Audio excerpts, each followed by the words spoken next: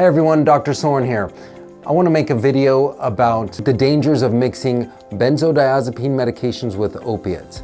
Now this means combining a medication like morphine or Vicodin hydrocodone with another medication that's a benzodiazepine, which will be like a Xanax or a diazepam Valium. Why mixing those two is so dangerous. So let me just start real quick what each one is. So benzodiazepines are medications that work on what's called the GABA receptors in your brain.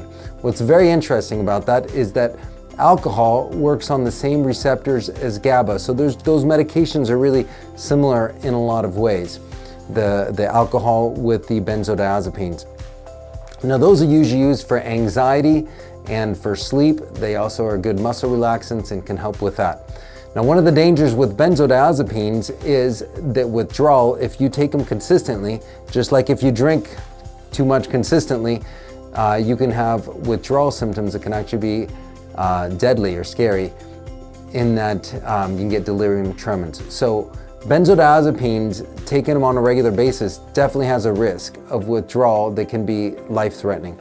So that's the benzodiazepines. Now on the other side, we got the opiate medications that are usually used for pain control. And so what's the problem of mixing them together? Well, number one, the biggest risk is probably there is a significantly increased risk of overdose when you mix those two. You can give somebody, I'm an anesthesiologist, so we've done it, in a very controlled setting in the operating room, where you give somebody opiate and then you add the benzodiazepine and you're monitoring the respiration. You can see that respiration go down very quickly, and it's scary. So that's probably the number one reason why it's dangerous, is the risk of an accidental overdose goes up significantly. Number two, enhanced sedation.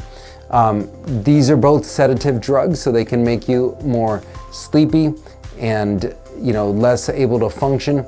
Number three, there's increased risk of dependence. There's an increased risk of becoming hooked, if you will, on these medications, and to where you have to take them every day versus just taking one or just taking the other. Number four, I already kind of mentioned, which is withdrawal symptoms. So if you were to stop taking these medications, there's an increased risk of a potentially deadly outcome with the withdrawal from the benzodiazepines. Opiate medications generally is not life-threatening, but it can be very uncomfortable and very unpleasant. But mixing them has increased risk of withdrawal symptoms. And then the last one is really difficulty in managing your pain, because they may mask the symptoms from the other. And you may say, well, hey, that's not a bad thing. But it is a bad thing, because sometimes are you treating pain, are you treating anxiety? And if everything is kind of getting mixed together with all the other risks that I just talked about, it can really create a confusing picture.